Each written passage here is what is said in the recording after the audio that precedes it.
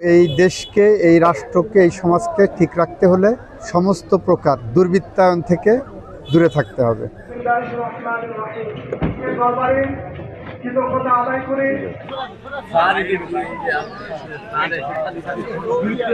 ঈদ অনেক শান্তিপূর্ণভাবে গেছে।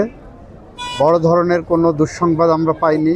আমাদের সামনে দু একটা অ্যাক্সিডেন্ট ঘটেছে, লঞ্চ দুর্ঘটনা, যেটা নিঃসন্দেহে সেটা একটা দুঃসংবাদের কারণ।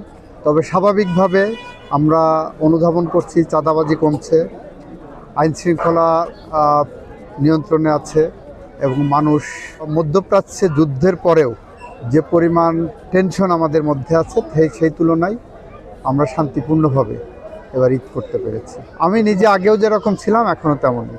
আগেও সেই ঈদে নামাজ পড়তাম, এখন এই ঈদেই নামাজ পড়ছি।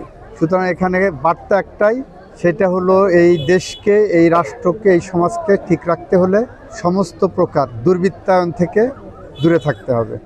পবিত্র রমজানে এভাবেই আপন হয়ে উঠুক সবাই ইসপির আপন করা স্বাদে।